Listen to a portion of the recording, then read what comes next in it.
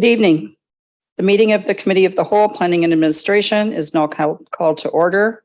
I would ask that you rise as you're able for the reading of the invocation. As we come together today, we recognize the great responsibilities laid upon us.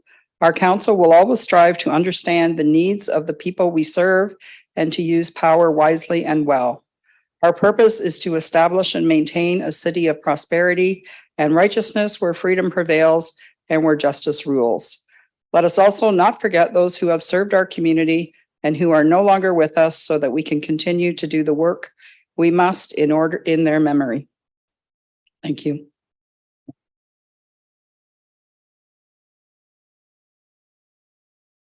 Clerk, can you please take the roll?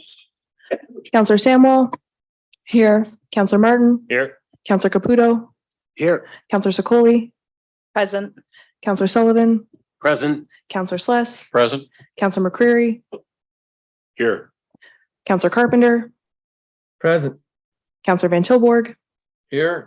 Mayor Davis. Present. And Councillor Hunt. Here. The roll's been taken. Thank you. Members of the committee, are there any declarations of pecuniary interest for items appearing on the agenda? Seeing none, we'll move on to item 4 on the agenda, separation of items for consideration. Members of the committee, are there any items for consideration or consent you would like separated for discussion purposes? Councillor Martin. Yeah, item 8.1.1.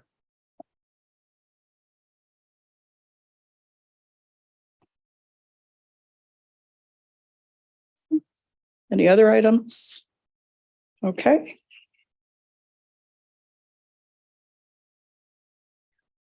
Oh, Mayor Davis.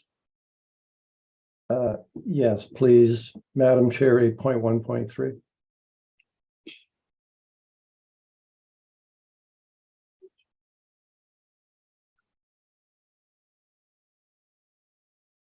Okay, no others. All right, Councillor Sicoli, can you please read the motion?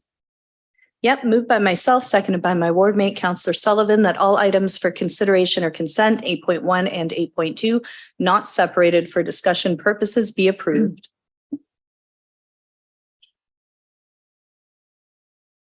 Okay. So now call the vote on all items not separated for discussion purposes. The items subject to the vote are as follows. 8.1.2 Asset Management Plan for Municipally Owned Housing Assets. 8.1.4 New Zoning Bylaw Project Strategic Directions Report. 8.1.5 Support for Community Volunteerism. 8.1.6 Brant County Mutual Aid Plan. 8.1.7 Clerk's Department Policy Updates. 8.1.8 Planning Advisory Committee Report 2023-0227. 8.1.2 2022 Council and Committee Attendance Report, and 8.2.2 the minutes. Okay, and then can we call the vote?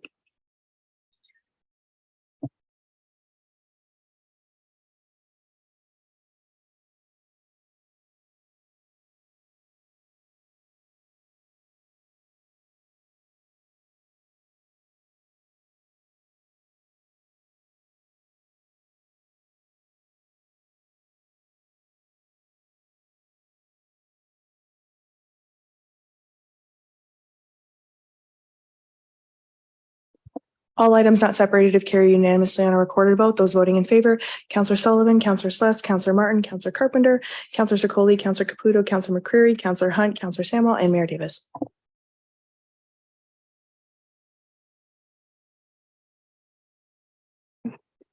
Item number 5, statutory public hearings. There are no statutory public hearings on the agenda for this evening.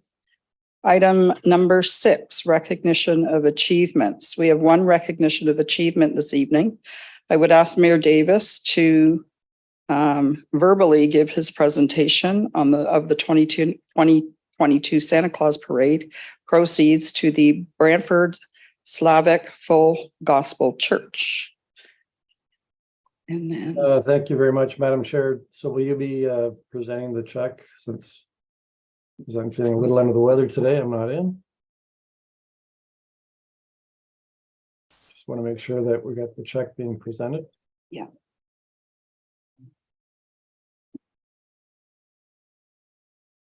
She's on her way down. Good, okay. So, as we know, in late 2022, the city was presented with the challenge of hosting and presenting the annual Santa Claus parade. And in typical Brantford fashion, our community rallied together, and with generous people and businesses stepping forward, including a number of city staff, there are a number of financial contributions raised to cover the cost of the parade. And I'm proud tonight to announce that we did so well, and city staff were able to pull this off, so that we ended up with actually a surplus, money left over. And as you also know, last year, the city of Brantford declared our support for the Ukraine, and part of that we twinned with a sister city, Kamenets-Podilsky. But many of you may not be aware of the ongoing work that the Ukrainian Relief Working Group has been doing behind the scene to support individuals impacted by the ongoing conflict in the Ukraine. And I want to thank my staff person, Nikki Francis, who's here tonight. She's done a lot of the organization work for that. And thank you, Nikki, for all your work there. So we also have with us tonight, and I want to welcome Pastor Oleg Stepis and his wife, Irene. Both of them have been very actively involved and very important members of the Brantford Ukrainian Relief Working Group. And this group is made up of individuals and organizations from across the community dedicated to assisting displaced refugees who are coming to Brantford and obviously hugely impacted by the war in the Ukraine. And Pastor, I want to thank you and your wife for all the work that you've been doing, have done, and will do.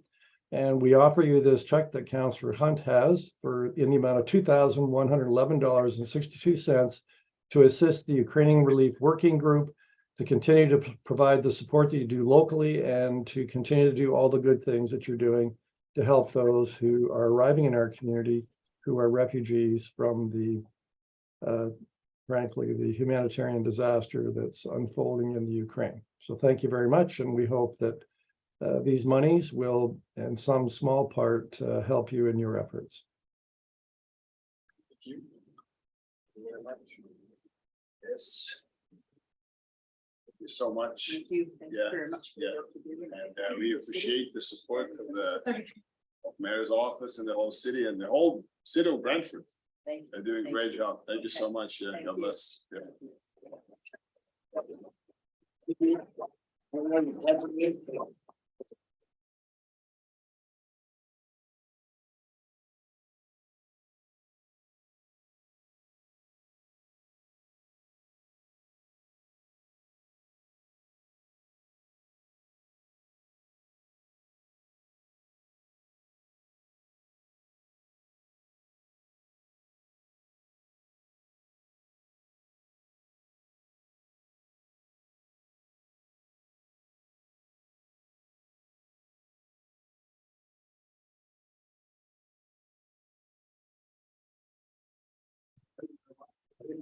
Thank you very much.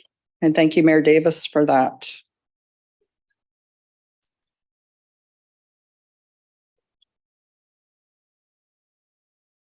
Okay, moving on to item 7, presentations and delegations. Members of the committee, we have one registered delegation for tonight's meeting. Item 7.1, I would now ask that Nick Wildley, appearing on behalf of Brantford Wrestling, to please come forward to speak to item 9.2, Dropkicks for Devin as a municipally significant event declaration. Thank you. Thanks for joining us. So you have 10 minutes to do your presentation, inclusive of questions. And I will go ahead there. Thank you very much. Hello, Madam Chair. Hello, councillors. Thank you for your time today. My name is Nicholas Wilde. I'm from Pioneer Grove. That's Ward 1 here in Brantford. I'm here this evening seeking a designation as a municipally significant event for an event called Dropkicks for Devin in order to be granted a liquor license from the AGCO. My assistant's coming around right now with posters for the supposed event. The event is municipally significant as it is entirely community motivated, with all proceeds going directly to a local man currently recovering from a coma. So earlier this year, Devin suffered an accident that left him comatose for weeks and is currently recovering. His friends have come together to support him and raise money in that time to help keep his mortgage paid, but he is still unable to come home, let alone work. We are looking to put on an event where Devin's friends, family, and the community at large can come together to raise money for him without asking his support system to continue to contribute to a GoFundMe account that they have already been very generous towards. Devin is a huge professional wrestling fan, and that's where I fit into this situation. So my brother is Devin's best friend, and that makes Devin part of my family. I am a local professional wrestler, and while I can only contribute a little bit to the GoFundMe account, I do have the ability to organize an event that can bring a couple hundred people together and where his support system can show this kind of contribution and support for Devin. This is where the idea for Dropkicks for Devin comes from. The last time I organized a wrestling event in Brantford, Mayor Kevin Davis was involved, and he saw firsthand what a community-oriented event it was. We are hoping to host our event inside of the Boys and Girls Club, as it is part of my community. Having spoken to the program coordinator from the Boys and Girls Club, we are told that the money we spend on this event will go directly towards buying an air hockey table for their games room at their facility. We would much prefer this money go towards the Boys and Girls Club and our community rather than a corporate venue, which would be our alternative in the situation. The only issue with the Boys and Girls Club is that they don't have a liquor license, which we would need for this event. We have multiple restaurants willing to sponsor and sign on to help make sure that the event is a complete success. Boston Pizza in West Brant, along with Two Spoons Catering and the Rope Factory, have all put their support behind us and have said they are willing to do whatever necessary to help. We've acquired liability insurance and have volunteers to make sure that this event is a success. The only thing we're missing is the municipally significant designation to get a liquor license. I ask that the council please consider this request to help my friend Devin and this community by giving us that designation. Thank you for your time.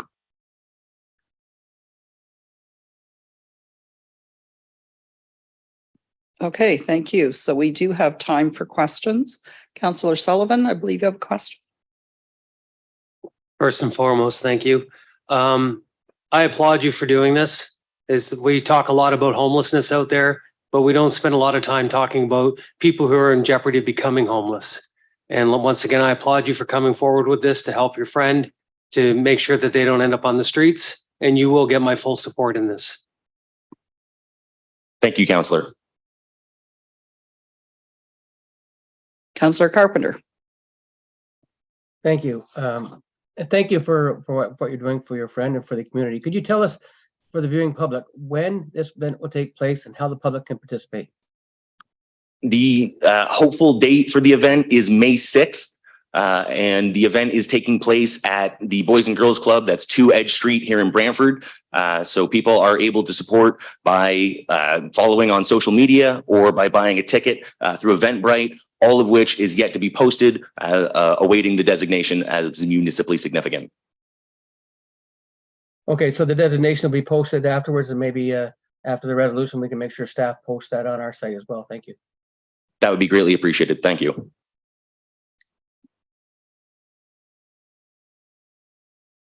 Councillor Van Tilburg. So do you have what the value of a ticket is going to be? Family tickets, kids free, stuff like that? What's the plan? And I see that if you don't have a buck to give, you're going to give a bump. So that's pretty solid. The plan is $20 a ticket. We haven't thought about any family plans like that, but certainly that could be a consideration, and we'd be happy to make that change. Yeah, fairly standard, just to have $20 a ticket to keep that reasonable. Excellent. And so you'll still have to work on the lineup, or you got some people already queued up to? We have a good idea of what the roster will look like. The only thing, again, is that it's hard to make those confirmations without the designation and being able to be sure that we have this this event secured. Very good. I think you're going to get it. Thank you very much. Mayor Davis. Yeah, I just have a very simple question. Will Pretty Boy Ricky be there as the headliner? I can guarantee that he will make an appearance. I thought you might be able to. Look forward to attending. Thank you, Mayor Davis. Okay, seeing no further questions, thank you very much for your presentation. We will consider this item shortly, so if you want to just, kind of take a seat, we'll move it up in the agenda for that.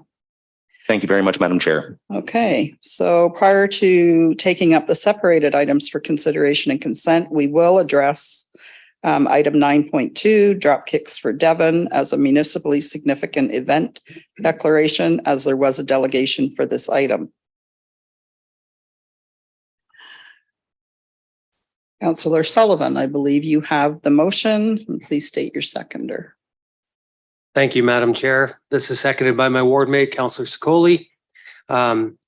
Whereas Dropkicks for Devin's event will be taking place in the city of Brantford on Saturday, May 6, 2023 at the Boys and Girls Club, 2 Edge Street, Brantford. And whereas the event will be advertised to the public and is being held in an effort to raise funds for a Brantford family. And whereas the event is designed to provide entertainment to the community in the city of Brantford. And whereas the event organizer has applied for a special occasion permit public through the Alcohol and Gaming Commission of Ontario, the AGCO. And whereas a request was received by the city of Brantford to support an application for the purposes of obtaining a special occasion permit public for the event. And whereas a special occasion permit public requires the event be deemed municipally significant. Now therefore be it resolved that the city of Brantford declare Dropkicks for Devin as a municipally significant event in order for the organizer to obtain a liquor license through the AGCO. Thank you. Any discussion on the resolution? Councillor Schless. Thank you, Madam Chair. I'm very pleased to support this, and I commend the folks that are organizing it and looking after one of their own. I think a lot of things go on in the city that are good that don't get publicized, and we only hear the bad things, and this is a good thing, and it's you're to be commended for doing what you're doing. You're not only have compassion for your friend, but you're doing something about their situation. And for that, you deserve all the credit in the world. So I'm pleased to support this, and I wish you all the luck in the world. I hope the event sells out and sells out quickly, and perhaps there could be another one in the wings. Who knows? Thank you.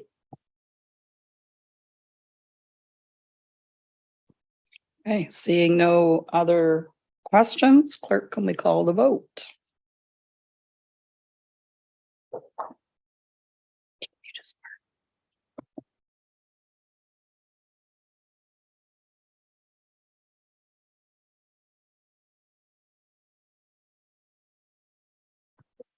Item 9.2 carries unanimously on a recorded vote. Those voting in favor, Councillor Sullivan, Councillor Schless, Councillor Martin, Councillor Carpenter, Councillor Van Tilburg, Councillor Schless, Councillor Caputo, Councillor McCrary, Councillor Hunt, Councillor Samuel, and Mayor Davis.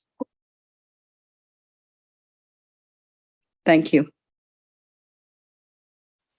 Councillor Caputo, I believe you have the motion to place all separated items for consideration not previously voted on the floor, and please state your seconder. Thank you, Chair. My seconder will be my ward mate. That all items for consideration, consent items 8.1 and 8.2 separated for discussion purposes be approved.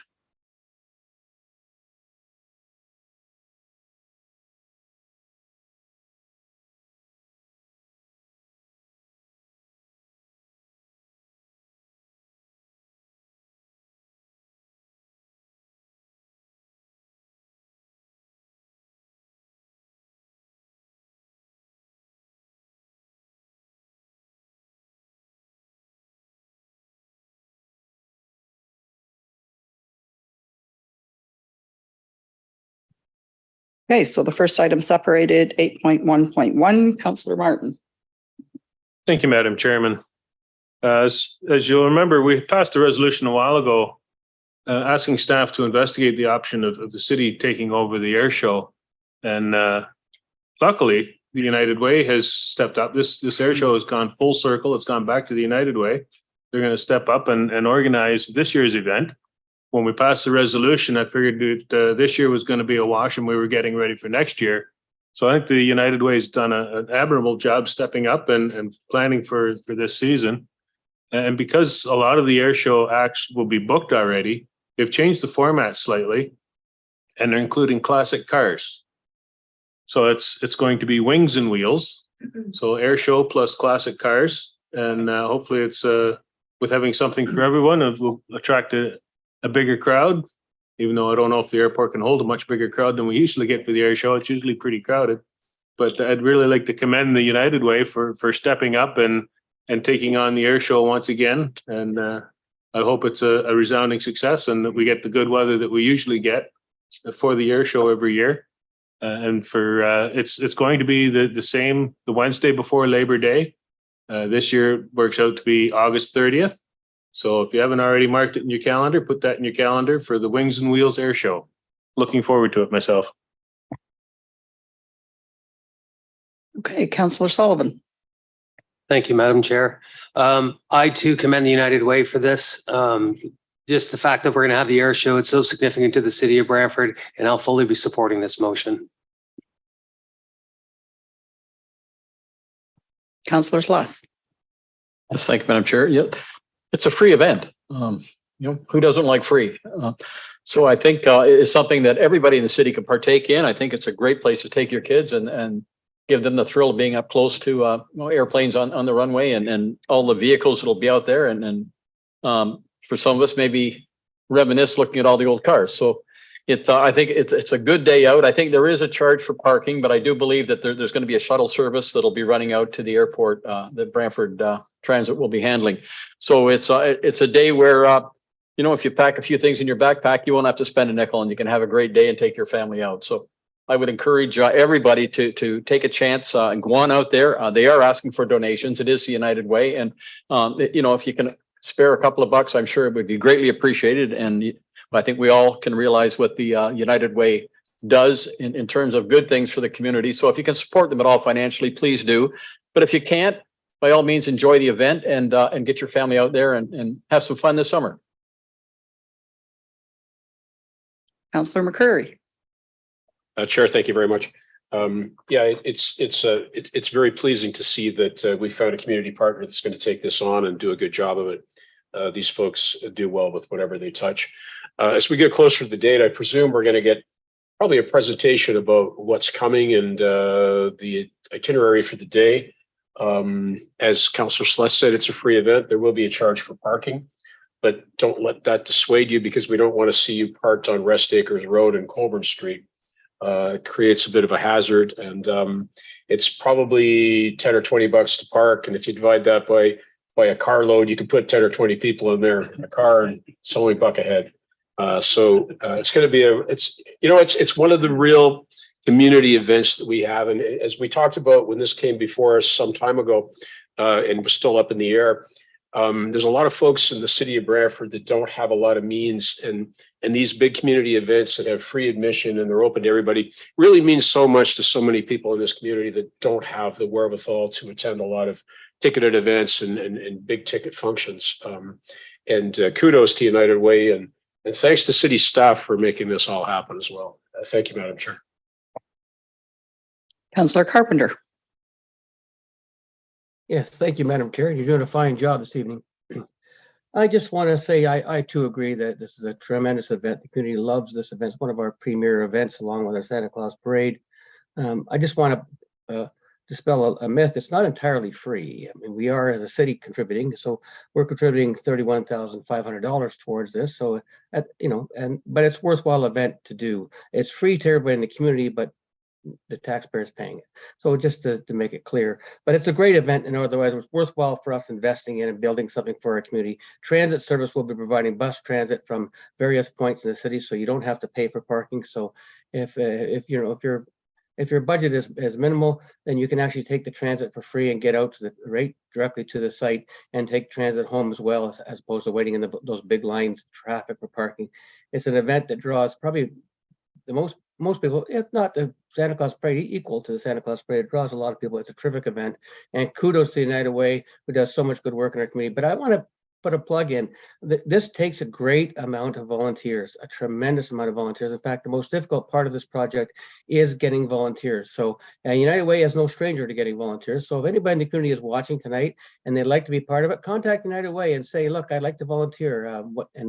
There's no job too small or too big that you can volunteer for. So reach out and volunteer, and that'll make this whole project go much better. Thank you again to United Way. I will be supporting this. Thank you.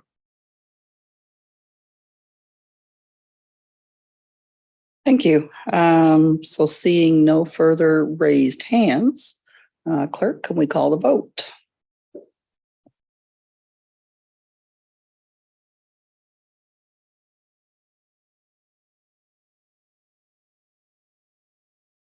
Item 8.1.1 carries unanimously on a recorded vote. Those voting in favor, Councillor Sullivan, Councillor Schless, Councillor Martin, Councillor Carpenter, Councillor Van Tilburg, Councillor Sokoli, Councillor Caputo, Councillor McCrary, Councillor Hunt, Councillor Samuel, and Mayor Davis.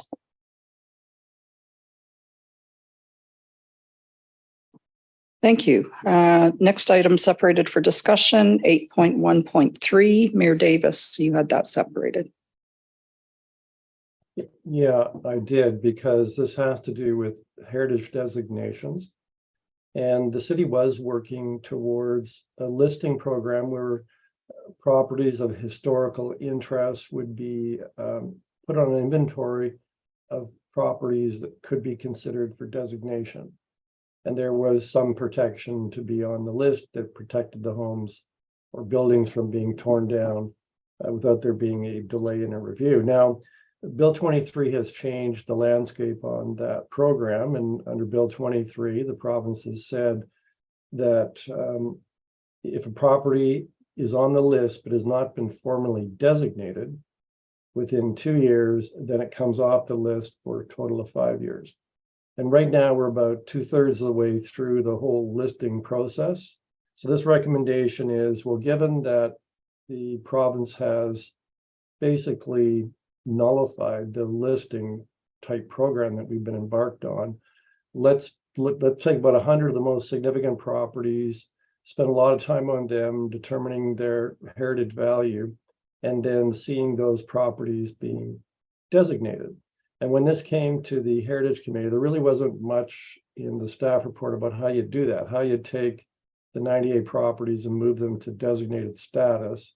And I'm very glad to see that what's included in here is a focus on how that can be achieved, not through coercing property owners with the stick, but in fact a carrot, and what can be done to enhance the benefits that go along with having your home or commercial building designated.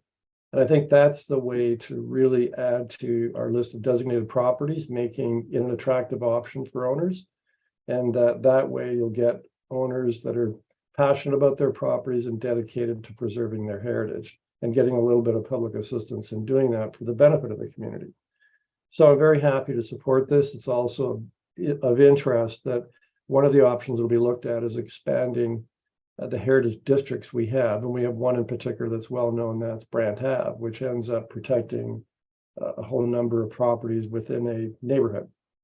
And the proposal is that staff will look at whether we should expand that into other areas of the city where we have neighborhoods that are chock full of properties of historical merit. So I'm quite happy to support this.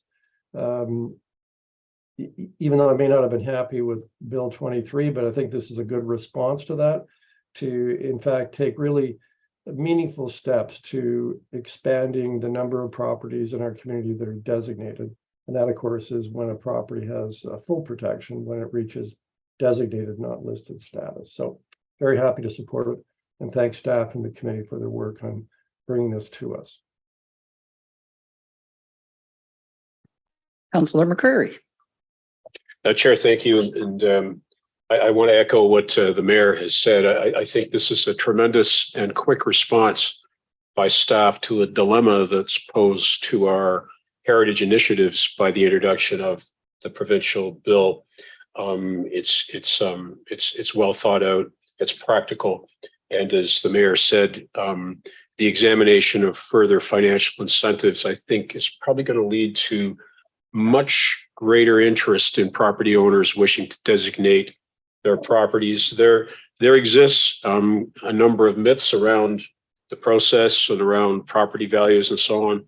And having a solid plan and some financial incentives, I think, is going to advance what heritage advocates and what this and prior councils have seen as an important feature of our community that needs preservation and conservation. So again, well done, and thank you, staff, on this.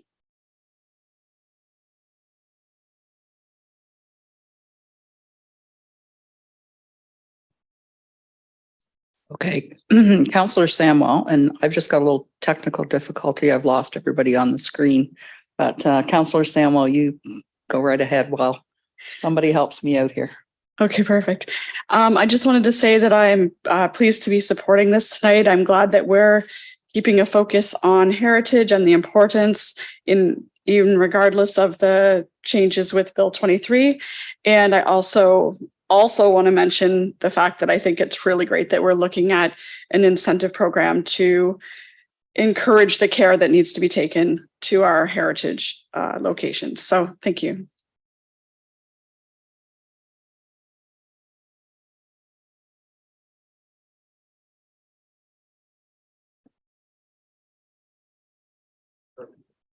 Councillor Carpenter. Thank you, Madam Chair. I think I can support this at this point, and my concern would be to staff. How much more staff time will this take? Will we be hiring more staff to make this thing project work?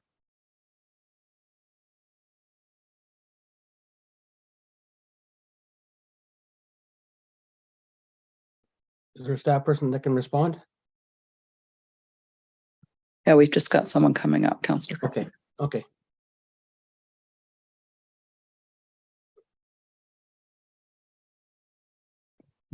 Through the chair, Patrick Fusser, planner in long range planning. So through you, Madam Chair, to the councillor, there are no financial implications associated with the designation research work plan. Staff would do the research in-house. The time taken for the Heritage Register project would just be devoted instead to designation research. We'd be working with members of the Heritage Committee to also conduct research. They'd be able to do that and submit it to staff. And as the last recommendation, we're simply recommending the remaining budget from the project that was already council allocated just be approved to shift to have the consultant provide technical review service to staff. No further funding is requested at this time. Oh, thank you. That's great. That's good to know. And I know that some time ago, 40 Richmond Street is on the list. It's the old school on Richmond Street. I moved a motion to designate that when it was still owned by the school board, and I couldn't even get a seconder. So I'm glad to see it's on the list that's being recognized.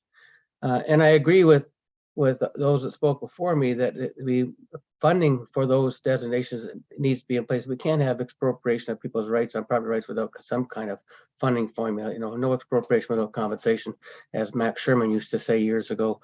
And so I agree that we need a funding formula. Maybe we can work with the province and maybe our MPP Will Bowman, see if we can have some kind of a tax class for designated properties that would simply reduce the tax, maybe 1 point, who knows what it might be, but maybe that would be the way to have the carrot there. And then those would be encouraged long-term, regardless of who owned the property over years, as long as they maintain the designation, they would have some kind of a tax reduction. It's just a toolkit that the province maybe allow us to decide locally on how we do that flexibility. And that would save us from having to keep funding programs year after year and describing those programs and putting a lot of staff time to them. Just a thought. Thank you.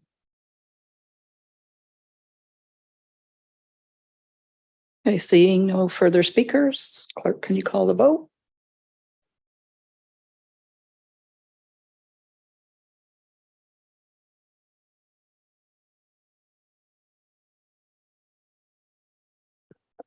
Item 8.1.3 carries unanimously on a recorded vote. Those voting in favor, Councillor Sullivan, Councillor Schless, Councillor Martin, Councillor Carpenter, Councillor Van Tilburg, Councillor Sokoli, Councillor Caputo, Councillor McCrary, Councillor Hunt, Councillor Samwell, and Mayor Davis.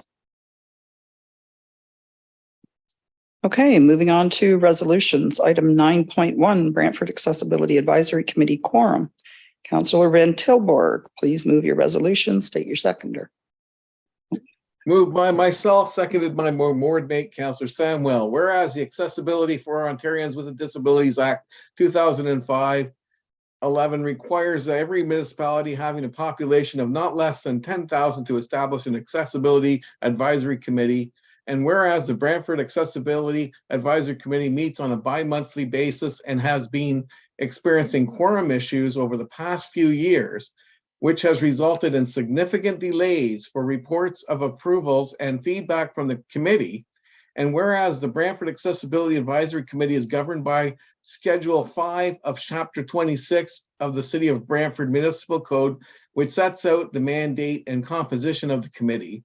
And whereas Article 4 of Chapter 26 states a majority of the voting members of any of the boards and advisory committees described in the schedule shall form a quorum for the transaction of business.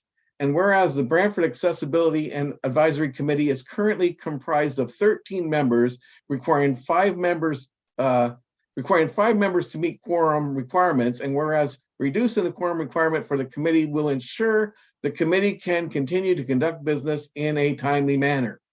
Now, therefore, be it resolved that the quorum for the Brantford Accessibility Committee Advisory Committee be established as 5 through the necessary bylaw to amend Chapter 26 Boards, Advisory Committees, Duties, and Functions of the City of Brantford Municipal Code, Schedule 5, Brantford Accessibility Advisory Committee. And just in a nutshell, you know, we read it there, but sometimes it's not clear when you go through all the jargon. Simple as this: we're holding meetings month after month, and we're just getting shy of quorum, which means no business can go forward. And much of this business is actually very, very important. And so if we get that number down to 5, we'll be able to carry on those meetings and have those issues brought forward to council, which cannot happen now. So that's it in a nutshell. Councillor Sicoli. Yes, thank you. I just have a question for staff, I believe. In the resolution, it says that it's currently, the committee is comprised of 13 members and it requires 5 members to meet quorum. And then it says that therefore it be resolved that we change quorum to 5. Am I reading this correctly, or am I not understanding it? Sorry, just through the chair. It is a typo. The quorum is currently 7. Okay, so Sorry about that. then do we need an amendment to repair the error? Through the chair, we will correct that. It's administrative, but the motion, the action is correct. It will be reduced to 5 if council approves this. That makes sense then. Happy to support it. Thank you. Councillor Martin. Thank you. Through you to staff. The issues with people not showing up for the meetings, is it the same people not showing up, or is it rotate around different people? Through the chair, the committee is currently under the purview of another committee coordinator as of right now, but historically it's typically the same individuals, but as we have had some new appointees, it's kind of slightly different than it used to be the same people all the time.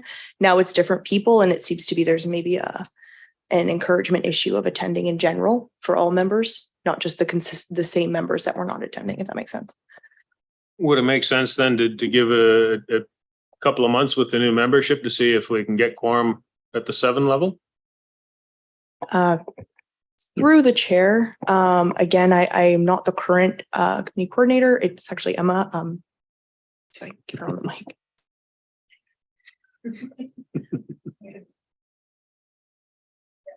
CEO's chair is empty. Sorry about that. Through the chair. So this has been a problem sporadically throughout the last few years. It's not something that has just happened over the last couple of months. So I would suggest that we reduce it to 5.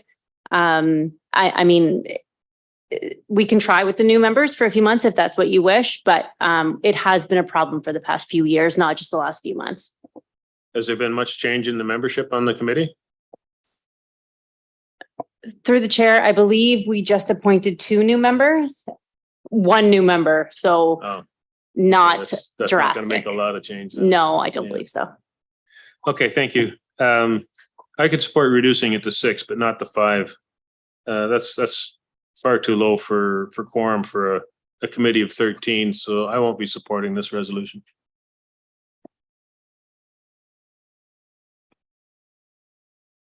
Councillor Councillor Schless, I had you first. Thank you, Madam Chair. Does the committee have a full complement of members? Like, are we short people? Is that why you can't get a quorum? So through the chair currently, we have, I believe, 1 or 2 vacancies that are liaison representatives, but other than that, we have every other position appointed. And we have reached out to those agencies to ask for new liaisons, as the previous liaisons are no longer with those organizations or have moved on to other positions. So we are working on filling those 2 spots.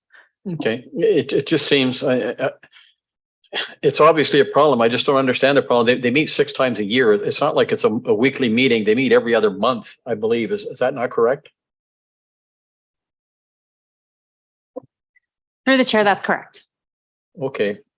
Well, maybe we're not doing a good job of screening. I don't know, but it just seems that people are taking on responsibility and then not living up to it. And it would be nice if they, if they have an interest to please show up.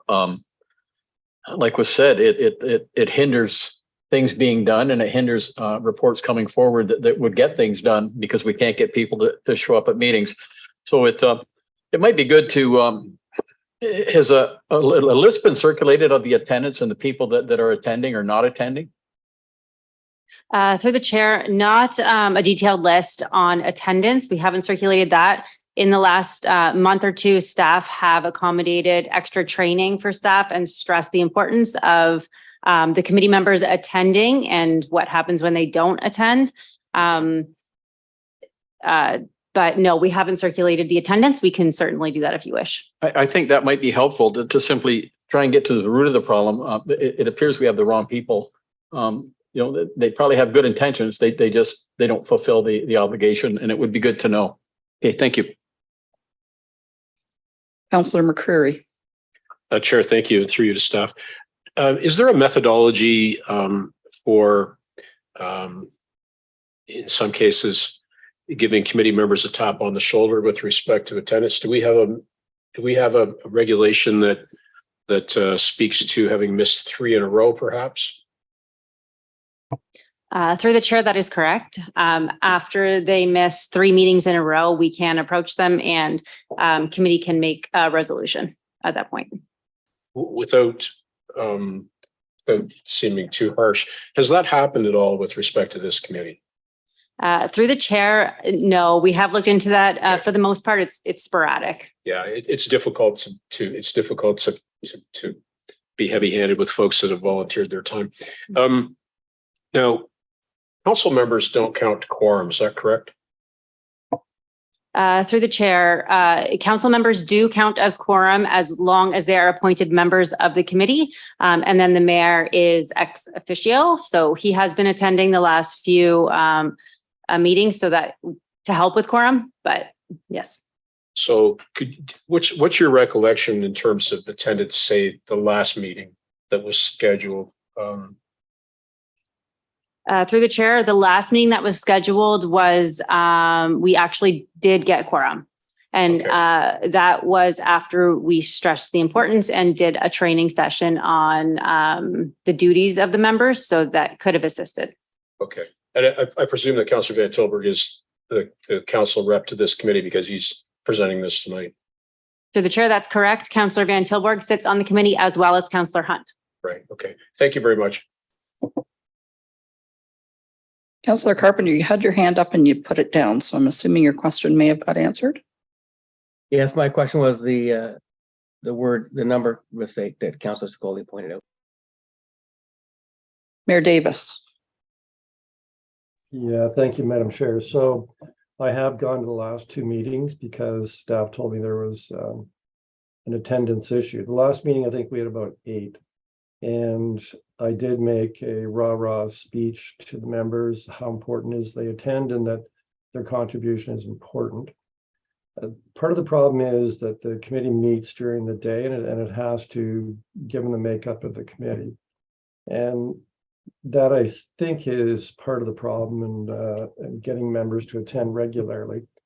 But we can look at it, there's 2 issues here. One is making sure members attend and volunteers attend. And the other issue, the important one, is that the committee meets and does all the good work that it does. And This resolution is intended to make sure the committee's work proceeds and isn't delayed, by 2 months.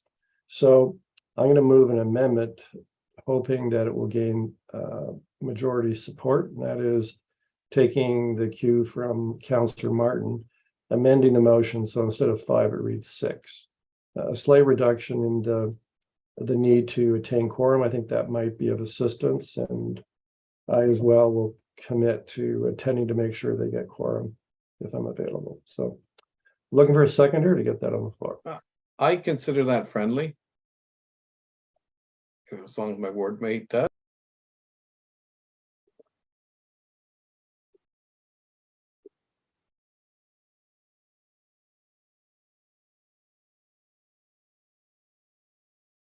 So the mover and seconder. Councillor Samwell was the second. Yes, I do. Okay, thank you. Okay, that's it. Thank you, Madam Chair.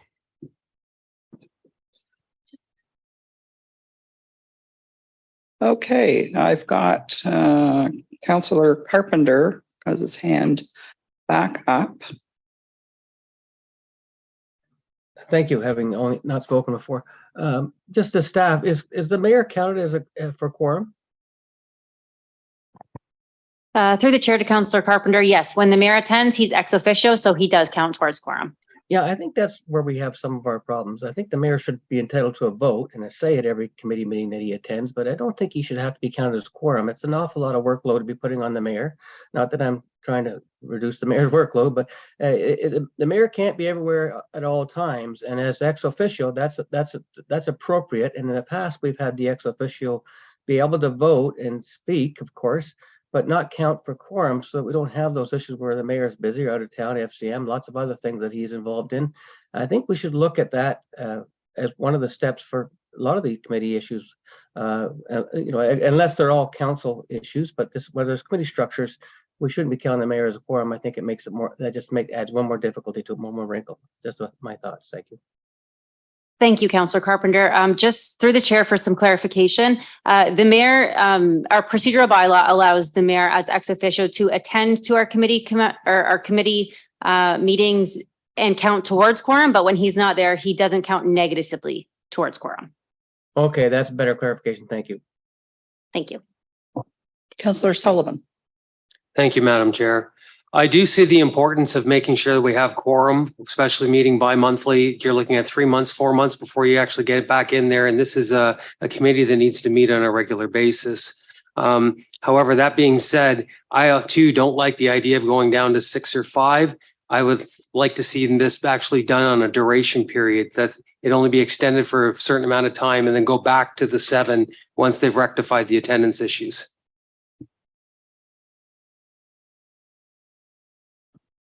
Councillor Van Tilburg, you've got your second chance. Yes, I do. All valid points. The issue is that this committee used to meet monthly. Probably was one of the strongest committees. It was not unusual to have 18 people in attendance at a meeting. And I'm not sure what happened over the last couple of years, but that has significantly dropped. And then the meetings have been moved to once every 2. So I don't know if it's the engagement of the distance between the meetings or not. I'm not really sure, but I do know that this will help address an issue. I mean, we did have the mayor show up the one time to try and guess, and at that point we were 1 short. So I think we were at 6 at that point in time. We have a number of liaison members, and they have so it has to be a part of the makeup. There's no way around this. So when you're, whether you're with the CNIB or whatever it is, you are put on that committee, and we don't really have a say one way or the other. So like I said before, the attendance was fantastic. It was one of the strongest committees going, lots of input.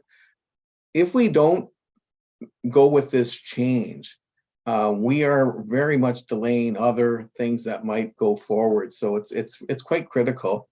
And it was recognized a few months back that we should look into this method as a change. Perhaps we can revisit that. I think if the committee gets back to the way it was particularly pre-COVID, it's one of those things that you can't really put your finger on it. Pre-COVID, the meetings at the Wayne Gretzky Center were very well attended, very strong. And during COVID and then post-COVID, it's just kind of like it's not come back. And you would have thought with the easier accessibility and the way the meetings are held, it would happen, but it just hasn't. And so we have to address with what we're facing right now. And I believe that this will, if it's a short-term measure, it can be a short-term measure. I would suggest that perhaps if you're thinking of that we go at least 6 months or maybe a year and see how it goes with this level of quorum. And then we can revisit it after we've had like 6 meetings. Councillor Schless, your second. Thank you, Madam Chair. Are we obligated to have 13 members on the committee? Through the chair to Councillor Schless, Chapter 26 sets out the composition of the committee. And as of right now, yes, that is what the composition is set to. Is that a self-imposed rule or are we being dictated to by outside the city? Nope, that's not, it's done through the appointments committee. So council. So we could say it's 3 members if we chose to, or we could say it's 10 members, whatever we chose, that would be the number. Yes, absolutely. Okay. We would have to check the accessibility, the AODA Act. I do believe that we are required to have a certain number, but the 13 members is council imposed. Without a formal resolution, could you look into that and just see if like perhaps maybe the membership is so big that it's hard to get folks together, that if there was a fewer number of dedicated people, you would get more done? Absolutely. Okay, thank you. Councillor Carpenter. Yes, I think to Councillor Sullivan's comments, I think that what we should do is pass this tonight at 6, been amended to 6. And we do the appointments process. We'll be doing the appointments process annually. So that's less than a year from now. So we can review it, how it worked out at the appointments process and any kind of amendments we need to make then to either the number of people on this committee or then we can make those then at that time would be more appropriate to understand what the past practice has been for the see how this works. That'd be a good enough time frame for us to value that when it comes forward to us in October, November for appointments again. Thank you. Okay, I myself had a few comments on this one. So I actually chaired this committee for about 5 years, and it was a very, very strong committee. I do believe that there could be challenges with the composition. So we have council liaisons, being myself and Councillor Van Tilburg. Then the Chapter 26 allows for a certain number of citizen appointees. And then the actual composition is laid out that there are a number of agencies that have staff that are appointed to the committee. So I think one of the challenges could be more along the lines of the agency representatives. So whether the agencies themselves have staff changes and those staff members are not attending the accessibility advisory committees. I know when I got appointed, which was just in the beginning of the new term, when I went to my first 2 meetings that did not have quorum, and they had not had quorum since last May. So, and we used to, and the committee used to meet monthly. So it is a very important committee. It's legislated by the province, but it is a very important committee for the corporation to be able to provide feedback on plans related, accessibility requirements related to planning applications and that type of thing. So I fully support reducing the number, but I'm thinking that perhaps either city staff or maybe the council liaisons should reach out to the actual agencies themselves and see if we can get a kind of a count on who the staff representative from the agency is, because it's entirely possible that a staff member has left and no one else has basically picked up that responsibility within the agency. So that could also be what's causing agency representatives not to be in attendance, which is significantly affecting quorum. Councillor McCrary, your second.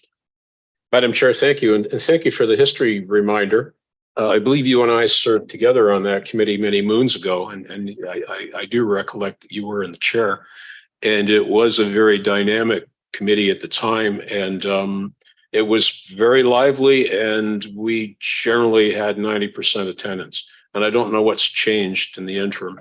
But I think, I think we're putting a Band-Aid on a problem here, which I'm okay with supporting tonight.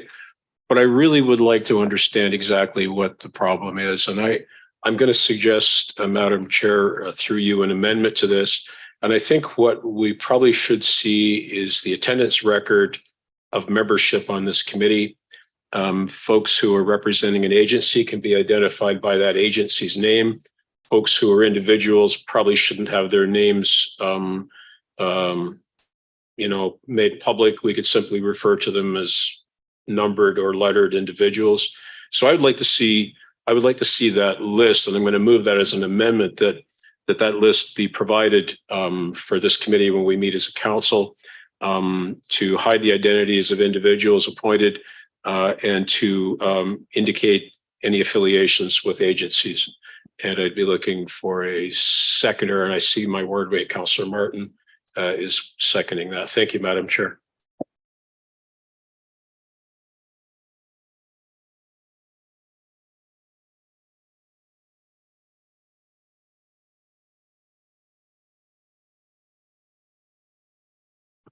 Sorry, just getting some help there. Okay, so we are voting on the, right now we're voting on the amendment moved by Councillor McCrary, seconded by Councillor Martin. So clerk, I will get you to put that up on the screen.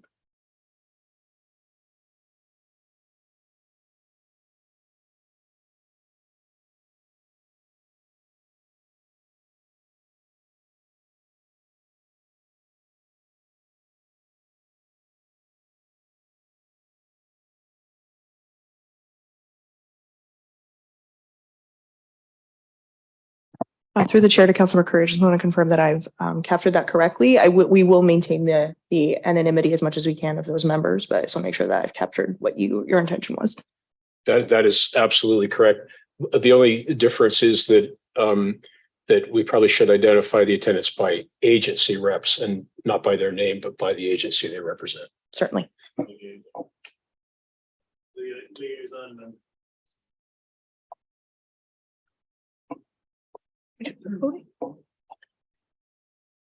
Okay, so we're going to call the vote on the amendment. Oh, sorry. Councillor Carpenter, you're small on my screen, but you have your hand up. Thank you.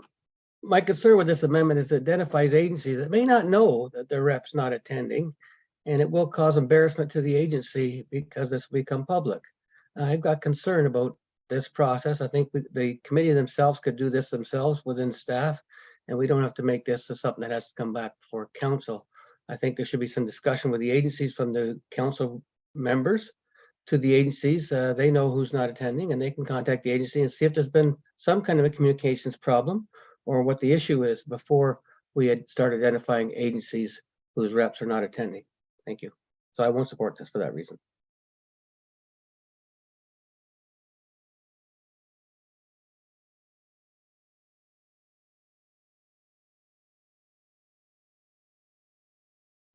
Councillor Sokoli. Yes, I'm just looking for some clarity. Would it be in order to refer this to the committee for comment? So through the chair, should the committee wish, they can make a motion to refer this item back to the committee. Again, this isn't coming from the committee. This is coming from a councillor, but they could refer this entire matter to the committee with instructions for recommendation, and then that would be presented back to council in the form of a committee report, should that be something council or committee wishes to. So I realize we have a pending motion here, but I will be making another motion once this is complete, once we've addressed the amendment, that we refer this back. We're really in the weeds here. I think we should refer this to the Accessibility Advisory Committee and let them figure out the composition of their own committee and provide that information back to Appointments Committee, so that we can make the necessary changes and get to the root of the issue, as opposed to spending an hour of our lives here deciding on quorum. So let me know when the appropriate time to put that referral on the table would be, and we'll go from there. Thanks.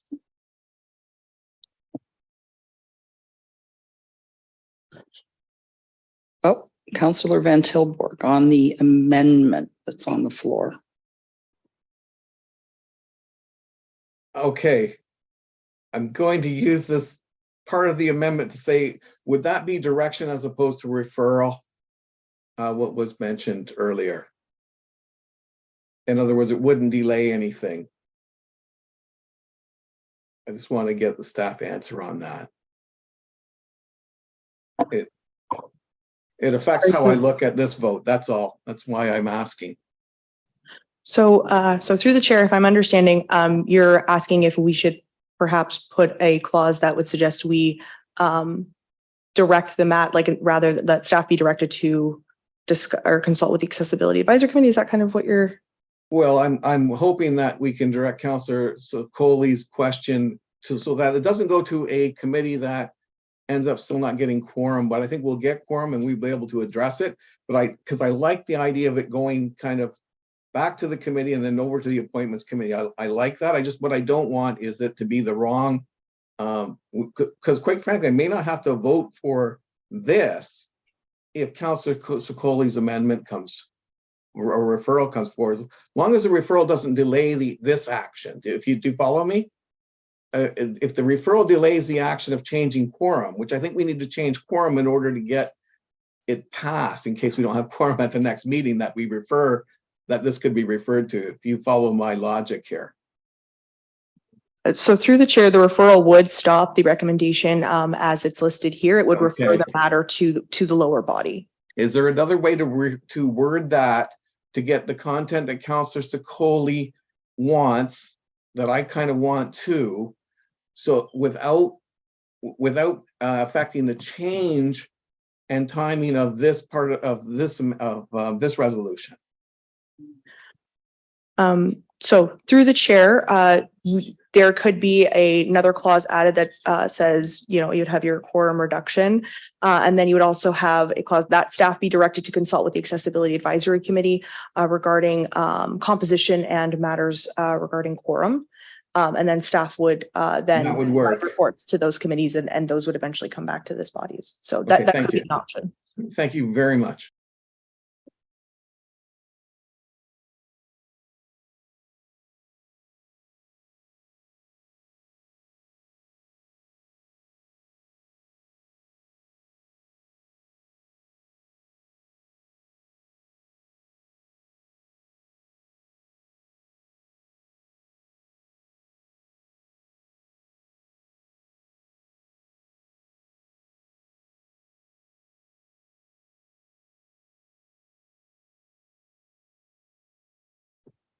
Councillor McCrary.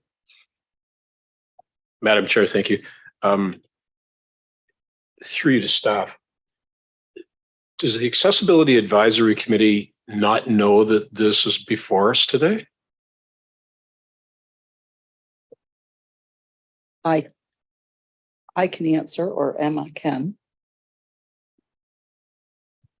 Through the chair to Councillor McCrary, the Accessibility Committee has not saw this resolution as a whole. No, there were members that were in attendance at the meeting when we spoke about this, that they were aware it was coming, but they have not seen this resolution in full. So the councillor who's on the committee is bringing this resolution tonight, and the committee has not seen it. Through the chair, that is correct. We have not had quorum at our last few meetings, so we weren't able to put a notice of motion on the agenda. Okay, so can you, I think I asked this question before, Madam Chair. The last time we failed quorum, how many folks were we missing? Through the chair to Councillor McCrary, we only had 5 members attend plus the mayor. So we had 6 members, but we only had 5 committee members. What about our council reps? At that time, we had 1 council rep there. That was before Councillor Hunt's time. Through the chair, I believe Councillor Hunt was away that meeting. Okay, so we did have a council rep in the room, Yes, despite the failure to meet quorum. yes. Okay, with respect to the amendment, I hear what Councillor Carpenter said earlier, and with the leave of the seconder, I think I would accede to his comment that we should remove the name of the agencies. I'm okay with that. I think that was his support was predicated on objecting to that inclusion, and I think that's a fair comment. So I see the seconder is okay with that. So with the leave of the mover, we'll withdraw that bit of the amendment. Through the chair, another option we could do is staff could complete a private and confidential memo to council that can contain all of that information, removing the need for an amendment, if that's so you wish. Yes. Did I just sign up for something? Seconder and mover are okay with that. Thanks. Okay, so just so that I'm aware, I believe the mover of the amendment and the seconder of the amendment have agreed to remove the amendment. Was that correct? It's going. If I may, Chair, the amendment would stand, but the information would come to council as a P&C report. So it wouldn't be a public document, and therefore no individuals' names would be known publicly, nor the names of the organizations.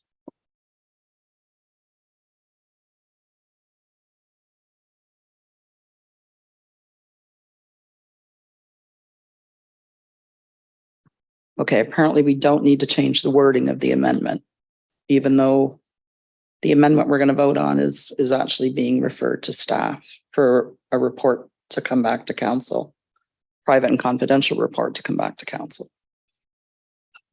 Through the chair, so the amendment currently is that an attendance list for agency liaisons be prepared and distributed to members of council. So because it would be about identifiable individuals, it would come in a private and confidential format. And it would be that would be something we would do for to maintain the privacy of those individuals. Okay, so on that basis, we're going to call the vote on the amendment.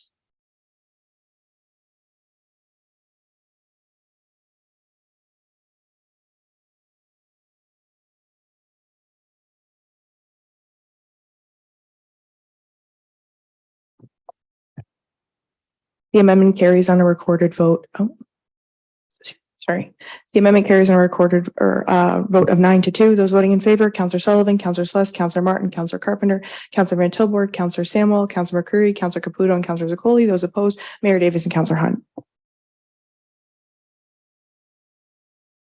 Okay, so now we're back to Councillor Van Tilburg's original resolution, which is regarding quorum.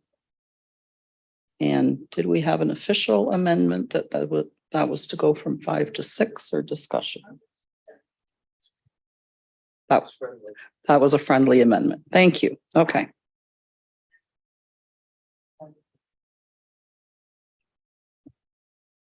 Councillor Schless.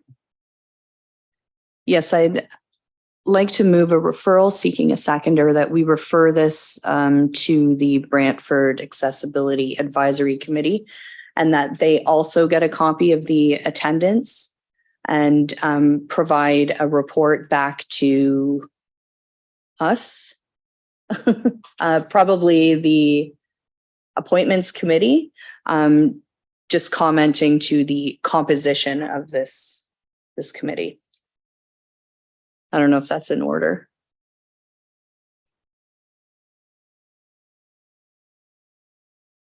I'm assuming it is. I'd like to raise a point of order.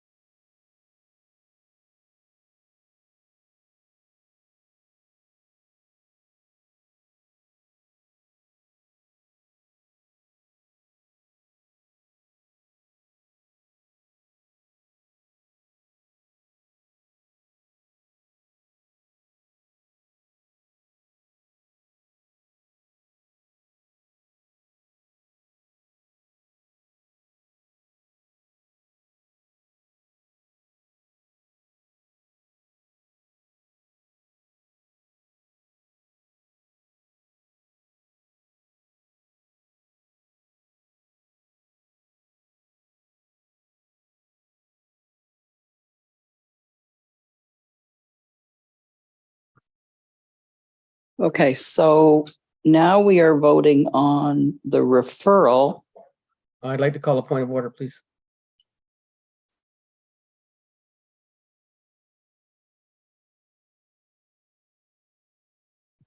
Councillor Carpenter? Yes, the referral itself would send it back to the committee and be dealt with in the next estimates committee. That's contrary to the resolution. The resolution is to reduce the quorum so that the committee could actually meet and produce and pass things. This is actually contrary to what's actually being requested here.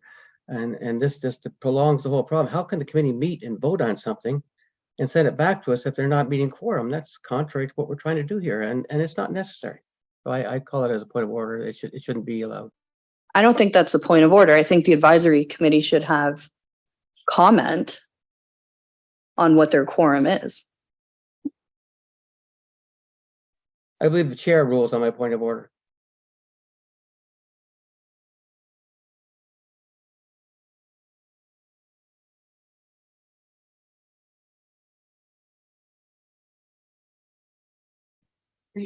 Okay. Sorry, I'm getting heads up here, but nobody was supposed to throw me under the bus, but I'm under there as we speak, and it's backing back up over me. I want to speak to the referral, and I'm going to agree with Point of order. There's a point of Who's the order on the seconder? floor that needs a ruling.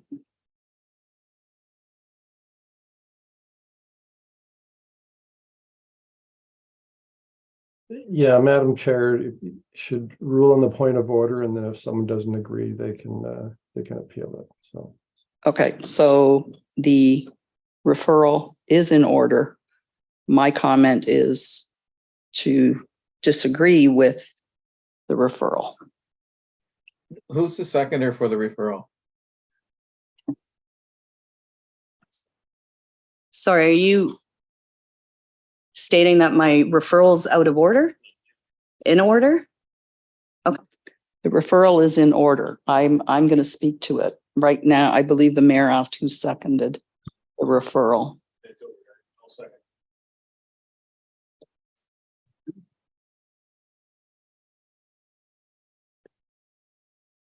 Councillor McCrary, do you want to speak to the referral? Yes, speaking Okay. to the Speak- referral, Madam Chair. Thank you. Thank you.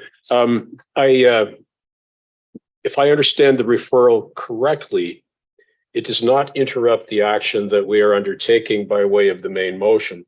It simply refers this whole thing to the committee for comment to be made back to us at a later date. So I commend the chair on making that proper ruling. And I think I've spoken to what I understand the referral to mean. I don't think in any way it reflects upon our ability to reduce quorum tonight or to seek the report. It simply sends this to that committee. Hopefully they'll have a quorum to discuss it, and that's all it does. Any other speakers on the referral? Councillor Samwell.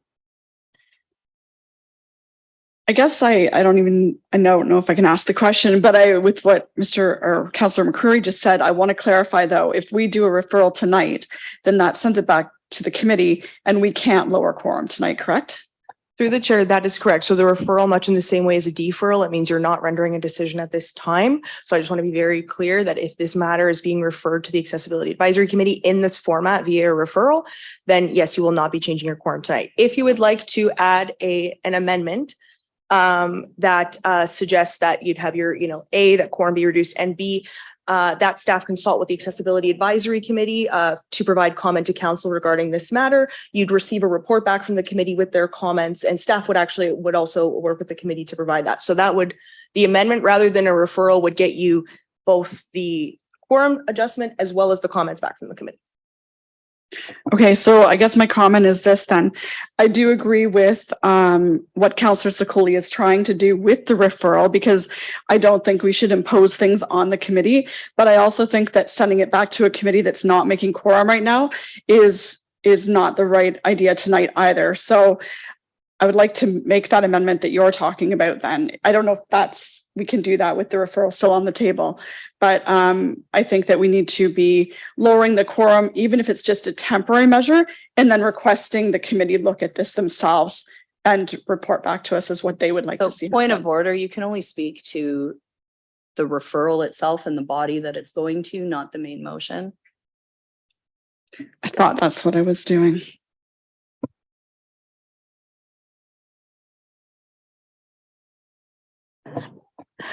So through the chair, yes, the referral is currently what's on the floor, and referrals are only debatable as to the merits of them. So once the referral is disposed of, if the referral is carried, the discussion on this item will be over. If the referral is not carried, then we would have room for other discussion amendments and things like that. Councillor Van Tilburg, are you speaking on the referral? I am, because I've really been trying to sort this out because I want to get to the right place. And I honestly think we all do. And I believe the direction would be to turn down this referral and go for the amendment that has been mentioned through staff on how to have that report brought back. I think that way we hit all the bases. So I won't be supporting the referral.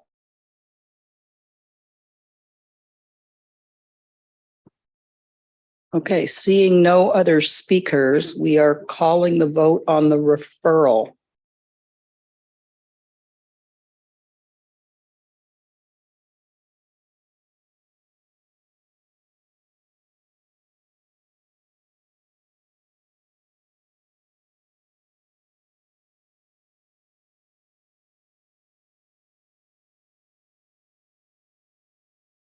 So the referral on the item has lost on a vote of 2-9. Those voting in favor, Councillor Schless and Councillor Martin, and those opposed, Mayor Davis, Councillor Sullivan, Councillor Schless, Councillor Carpenter, Councillor Van Tilburg, Councillor Caputo, Councillor McCrary, Councillor Hunt, and Councillor Samuel.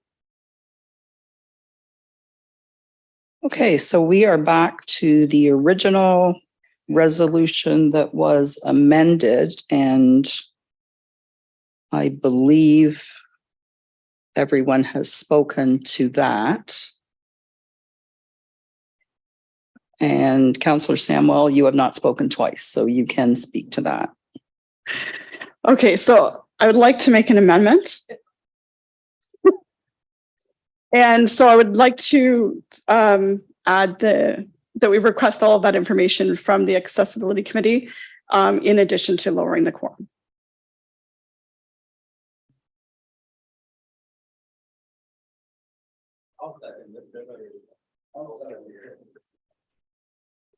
Is that, oh, okay.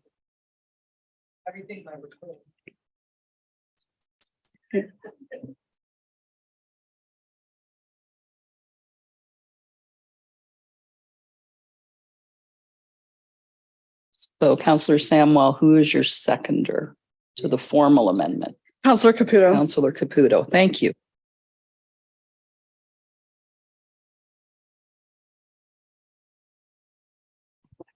Question of clarification. How is this different than the amendment that was passed earlier?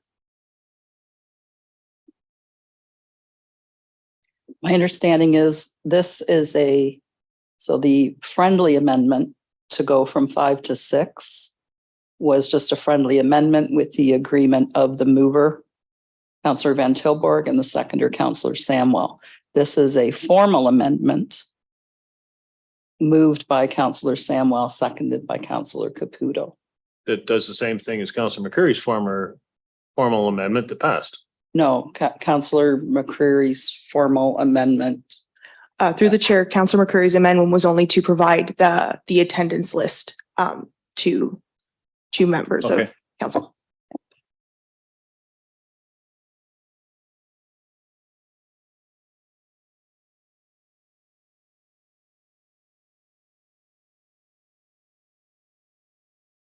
We voting. It's good. From what I wrote, he's going to speak to.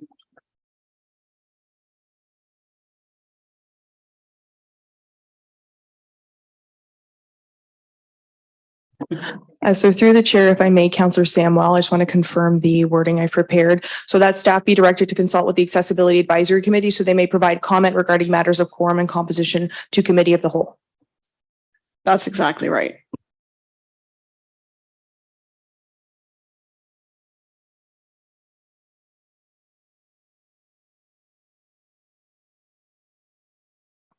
Okay, now we're calling for questions on Councillor Samwell's amendment and Councillor Caputo.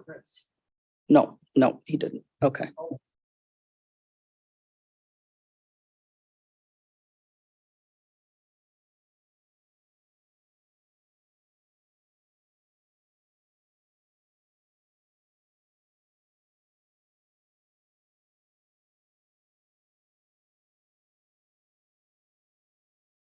Okay, so we are going to call the vote on the formal amendment.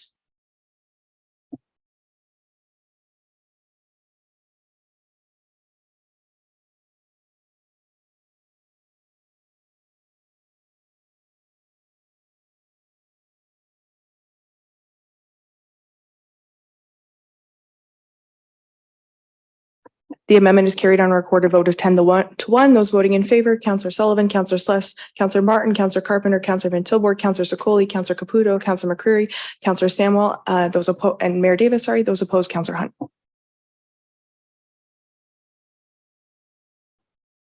Okay, and now we are going to call the vote on Councillor Van Tilburg's original Oh, sorry. Any more discussion? Okay.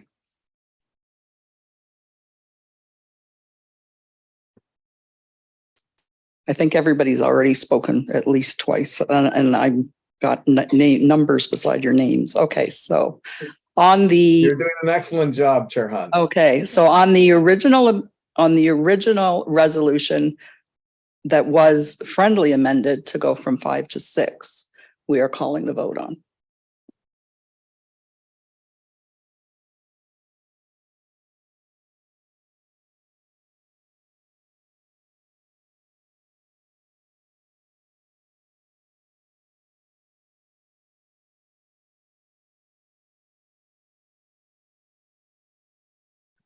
Item 9.1 as amended has carried unanimously on a recorded vote. Those voting in favor, Mayor Davis, Councillor Sullivan, Councillor Schless, Councillor Martin, Councillor Carpenter, Councillor Van Tilburg, Councillor Schless, Councillor Caputo, Councillor McCrary, Councillor Hunt, and Councillor Samwell. And Mayor Davis.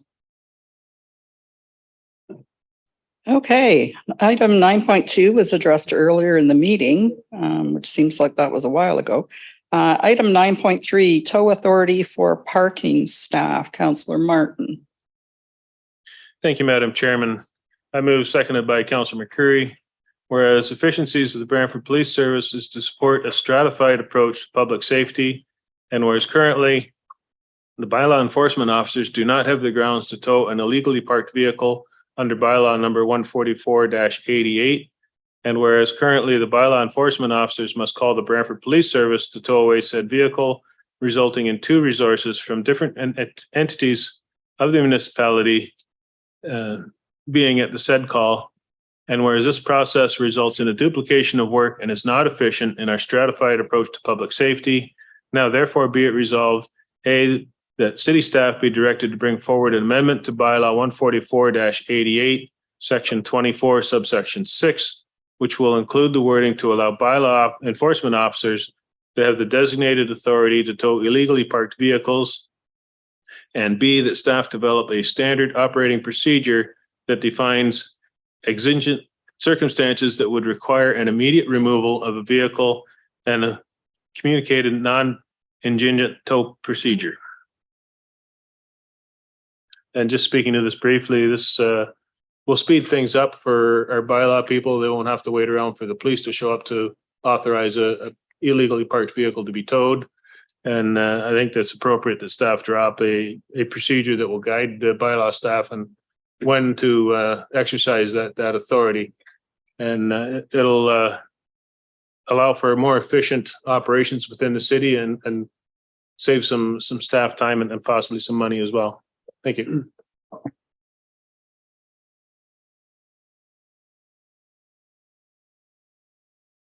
Councillor Samwell. I just wanted to say that I was really pleased to see this come forward tonight. I think it's a great example of the stratified approach in action. And I think that it's going to be great to find efficiencies and have our officers be where they're needed most. Thank you. Oh, and I'm pleased to be supporting this tonight. Councillor Van Tilburg. Yeah, well, thank you, Councillor Martin. Well timed for this. I have a question for staff. Will there be any synergy between our parking enforcement officers and our bylaw officers? Will parking enforcement have the ability to make these calls, or does this go to bylaw? Bylaw makes the call.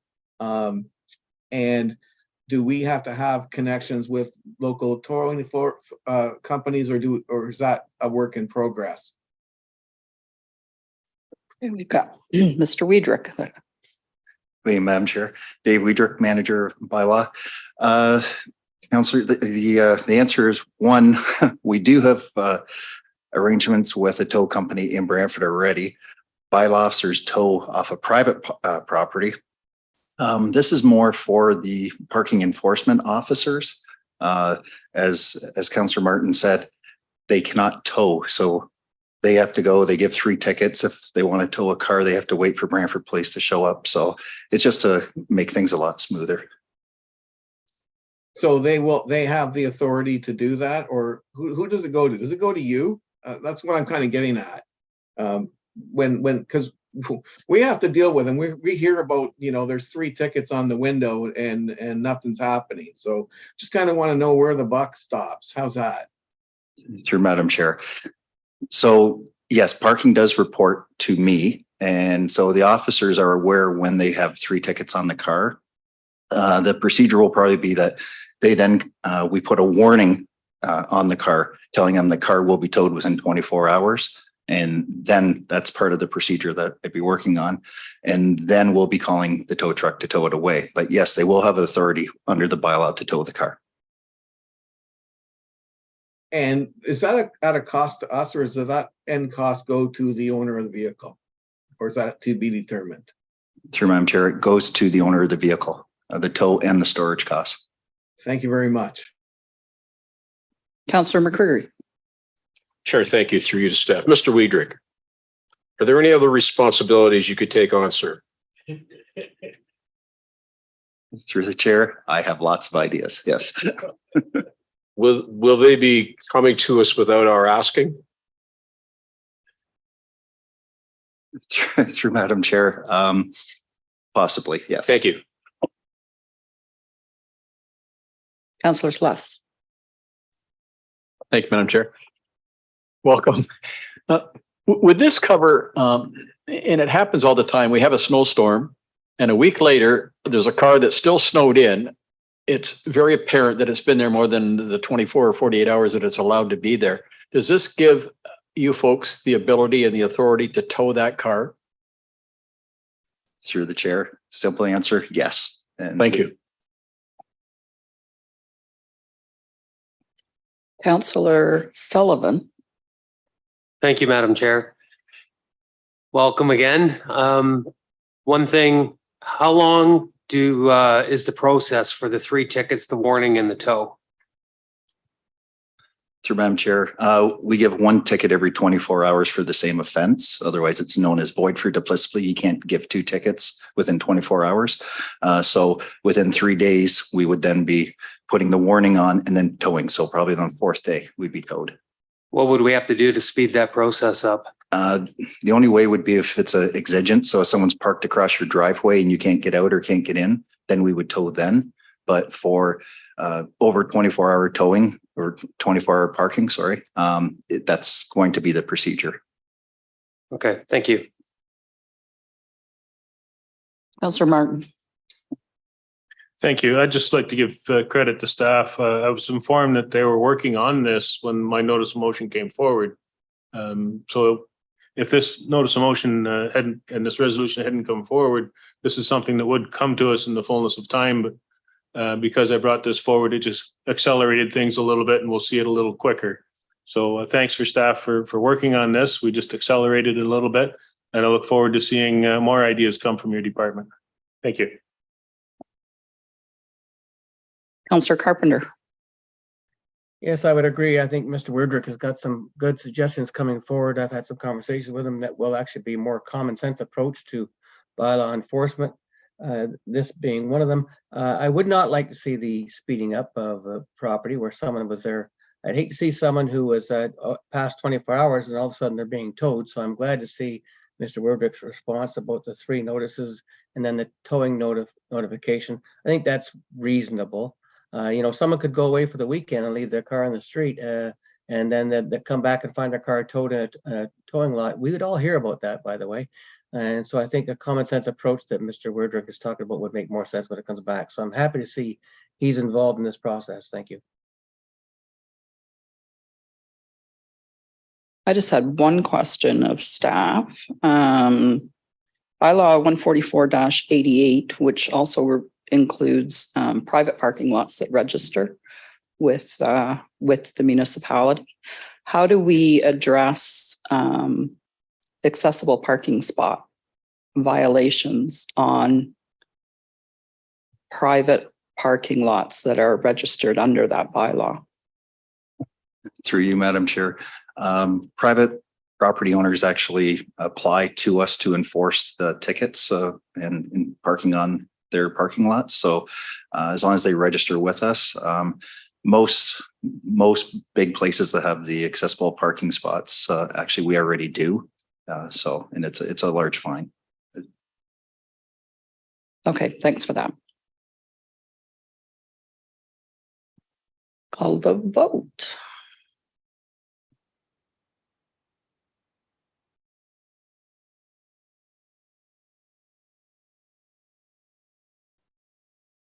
Item 9.3 carries unanimously on a recorded vote. Those voting in favor: Councillor Sullivan, Councillor Schless, Councillor Martin, Councillor Carpenter, Councillor Van Tilburg, Councillor Secoli, Councillor Caputo, Councillor McCrary, Councillor Hunt, Councillor Samuel, and Mayor Davis.